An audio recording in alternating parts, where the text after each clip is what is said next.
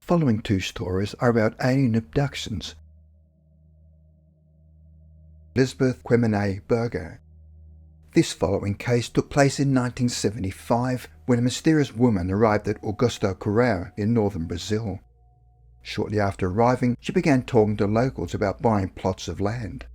The woman introduced herself as Elizabeth Quemene Berger and told them that she came from Switzerland. Berger was white, blonde with almond-shaped blue eyes, and was very short at only 4'4". She claimed she was divorced and worked as a fashion designer. When walking in the city, she would wear long dresses with long sleeves and cuffs. She went to a local government office to inquire about purchasing plots of land. She then hired a man by the name of João Oleia to take her by boat to the island of Ilha do Mel. Whilst there, she asked locals about purchasing their land. Most of the locals were indigenous and were fishermen, and told her they had no intention of selling their land, especially to a foreigner. Not to be deterred, she left the island, only to return a short time later with an offer they could not refuse. It is not known how much she offered them, but it was enough for the locals to accept her offer. Now in possession of land on the island, Berger gathered together other residents of the island and said she was interested in buying even more land. Initially, they were reluctant, as one of the requirements of the purchase was that when the deal was closed, they were to immediately leave their homes as soon as possible. However, after acquiring large swathes of land on Ilha do Mel, Berger did not reside or visit the island for many months, and when she did visit, she stayed somewhere else, and not on the island. Questions were asked as to what she was actually doing there, and it was not long after purchasing the land that locals started to observe strange lights over the island. They said that the lights were like small moons that descended over the island. At the time of the unusual sightings, Berger would go out in the middle of the night to roam the fields. She was warned many times not to walk in the fields, as snakes and wild animals were common in the area, but she ignored their warnings. Some boatmen who were able to gain access to the island decided to follow her in her nightly walks and reported that she would always walk around naked, and on one occasion claimed that she walked on water. João Oleia, who she said paid to take her to the island, said that even though there were many rumours surrounding the strange woman, he continued to take her because the money she offered him was too good to turn down. Later, fishermen observed Berger taking large groups of people around the island. They described the people as white with blonde hair. This sparked rumours that she was really an extraterrestrial. Every month she would purchase around 400 kilograms worth of fish from local fishermen and nothing else. The mystery surrounding Berger made the locals suspicious of her activity, and they decided to report her to the police. However, the fact that she had not broken any laws there was nothing they could charge her with, and cleared her of anything. Meanwhile, there were increased sightings of objects in the sky over the island, and strangely, the sightings were most active when Berger was on the island, and would cease whenever she left. The police again took her in for questioning due to the large amount of reports surrounding her. She was taken to the city of Bragança to answer questions, and was held for 3 days, but was cleared of any charges and released. Short time later, she was again picked up for questioning, but this time it was by federal police. The federal police were equivalent to the FBI. They took her to the capital city of Brasilia to help clear up questions regarding her strange activities on the island. However, just like the other occasions, and after 4 days of questioning her, they determined that Berger had done nothing illegal and released her, and came to the conclusion that she was just living on the island. Rumours still abounded, and due to the unusual high purchase of fish and further reports by locals, raised suspicions in the army that the woman was possibly covering for guerrilla activity. Berger was again investigated, but this time by the FAB, or Brazilian Air Force, by Captain Ranger Holanda, who suspected Berger might have been involved in guerrilla movement or arms smuggling, which were common in Brazil at that time due to the country's military dictatorship. With the support of local volunteers, he moved some soldiers onto the island to carry out investigations and seek more information about the real activities of the woman. The group found Berger's abandoned house on the island that was in a precarious state and covered in dust. The house had no windows, no doors, no dishes, no furniture, and only 2 chairs and a bed. Meanwhile, Berger was not around, as she claimed that she had to go back to Europe to attend the funeral of a relative. The military was forced to abandon their search. In 1976, Berger returned to the island and was again stopped by local police and was to be taken in for questioning to the city of Belém Pará. On the way to the station, Berger told the police that she had to use the bathroom and stopped at a local gas station. The bathroom only had one small window, 2 toilets and only one door to go in or out, so there was no way that Berger could have escaped. After a while, the police realised that Berger was taking too long in the bathroom, so 2 policemen decided to break in to see what was taking her so long. As they entered the bathroom, Berger was nowhere to be seen. She had inexplicably vanished.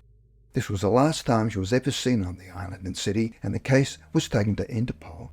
Interpol is an international organisation that facilitates worldwide police cooperation and crime control. It is the world's largest international police organisation. According to a ufologist, Berger was spotted in Los Angeles between 1985 and 1986 working as a nurse, and then again in South Korea. However, Interpol has been unable to track her down. Later, police found that the passport she had used was fake. The passport said she was born in Wissingen on August 18, 1947, was naturalised English and domiciled in Paris. Also, the name of Elizabeth Quimene Berger was a Swiss woman who died in 1937. Today, locals believe Berger was either an extraterrestrial or time traveller, but due to the questions of the locals and constant harassment by the various authorities, made her leave the island for good. It is interesting to note that after the United States, Brazil is the second country with the most UFO sightings and alien encounters. In the mid-70s, research into UFOs was carried out by the Brazilian Air Force called Operation Saucer. The man in charge of the operation was Colonel Orange Hollander. Colonel Hollander was the same man who interviewed Berger in 1975. So was Elizabeth Quimene Berger just an ordinary woman who tried to run her own business and live on the island of Ilha de Mar, but due to her unusual demeanour and being a stranger, made the locals paranoid of her behaviour and could be compared to a modern-day witch hunt? Or was she a genuine alien looking to establish some sort of base to carry out alien activity? Patti Lane. The following story took place in Philadelphia, where a high school teacher by the name of Patti Lane claims to have been abducted on many occasions in her lifetime. She believed that her first abduction had taken place in 1977 when she was 15.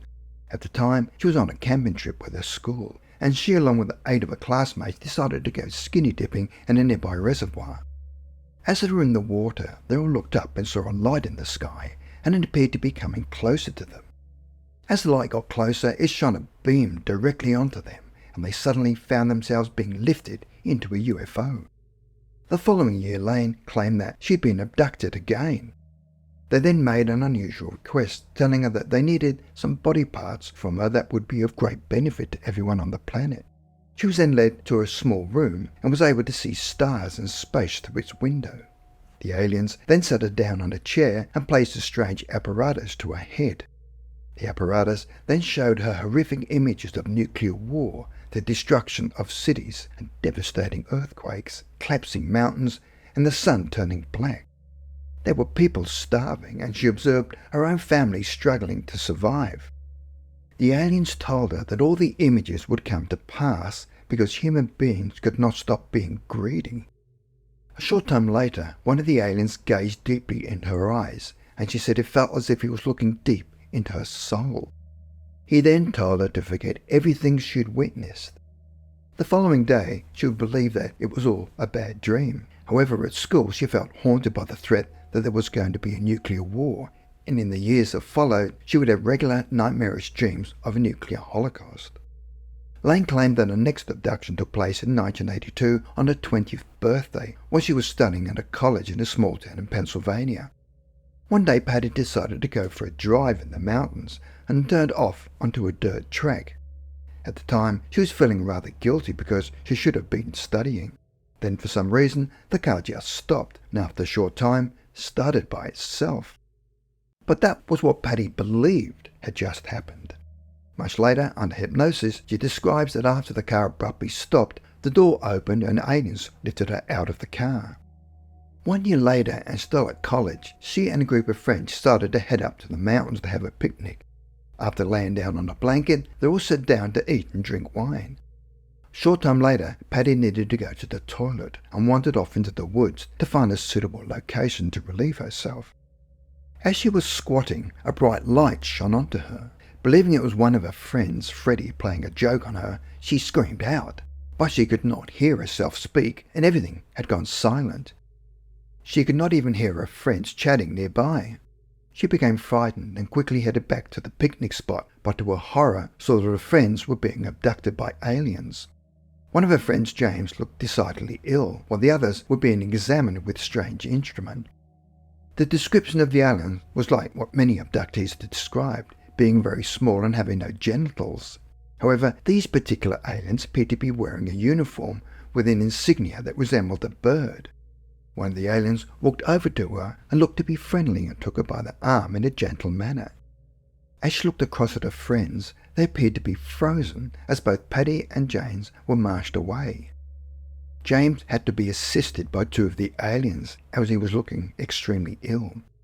They were then taken deep into the forest where a craft was waiting for them. The craft was not the typical UFO shape, but looked like a black bubble. It had a hatch that opened up with a row of windows around the top of it. As they entered, they found it brightly lit and walked up a small ramp. Patti was taken into one room and James was taken into another. One alien proceeded to press his face up against hers as if it was reading her mind. She suddenly felt a strong bonding with the alien and empathized with his mission, yet having no idea what the mission was. She felt that the alien was reading her mind and was not an unpleasant sensation, and in fact she found it quite pleasurable. 3 years later, in 1985, Patti Lane was again abducted at the age of 23. Throughout all of the abductions, it appears that Patti had created a strong bond with her abductors, and there was one particular tall alien that she had strong feelings for. She was saddened when he told her that it was his time to go home, and she wanted to stay with him. He helped her off the table, and as the other aliens handed her her clothes, the tall alien then helped her dress before they walked down a long corridor and into the woods. He then walked with her home in the moonlight. As they reached the house, she then found herself floating through the window back into the bed next to her husband. At this point, she shook her husband awake and told him about the strange dreams she just had, but he just fell back to sleep. In the morning, she realized it was not a dream because as she climbed out of the bed, she realized that the aliens had put a nightdress on inside out.